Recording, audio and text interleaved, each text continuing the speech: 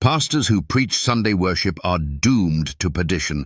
The pulpit, once the sacred place where truth thundered with power, has now become a platform of compromise.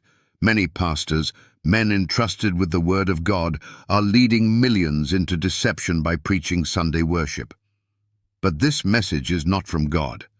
It is a lie rooted in rebellion, and those who knowingly spread it are destined for perdition. The Bible is crystal clear about the Sabbath. Remember the Sabbath day, to keep it holy. The seventh day is the Sabbath of the Lord thy God. Exodus 20:8-10.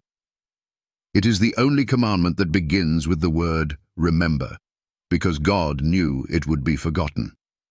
And indeed it has been, replaced by a tradition that has no biblical authority. Jesus, our perfect example, kept the seventh-day Sabbath, Luke 4:16. His disciples followed suit, even after his death and resurrection, Acts 17:2, Acts 13:42-44. Nowhere in Scripture is Sunday called the Lord's Day. Nowhere is there a command to keep the first day of the week holy.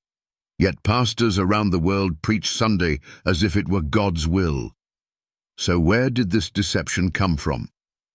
In 321 AD, the Roman Emperor Constantine passed the first civil law honoring Sunday in place of the Sabbath.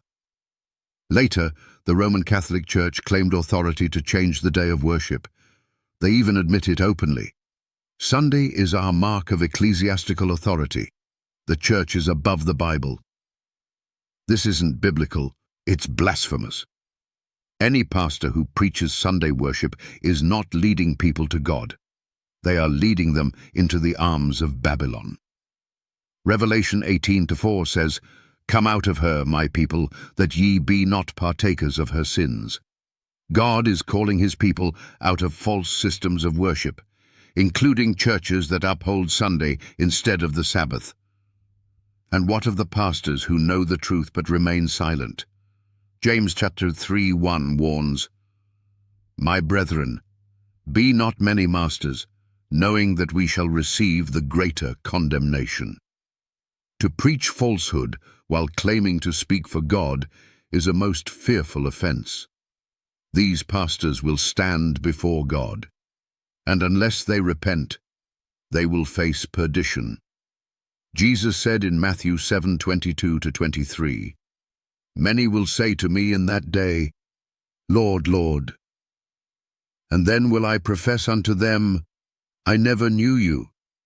Depart from me, ye that work iniquity."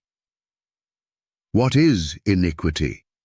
It is lawlessness, rejecting God's commandments, including the Sabbath.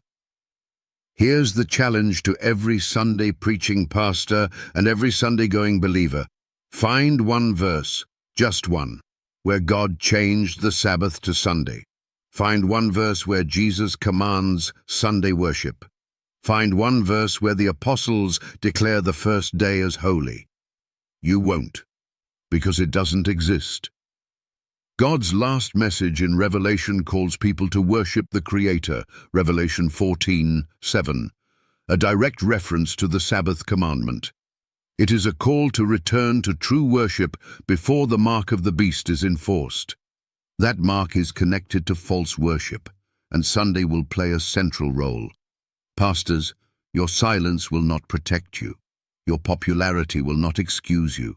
Your large congregations will not shield you. If you reject God's truth and teach others to do the same, you are leading souls to destruction, and you will be held accountable. The time to repent is now. The time to return to God's commandments is now.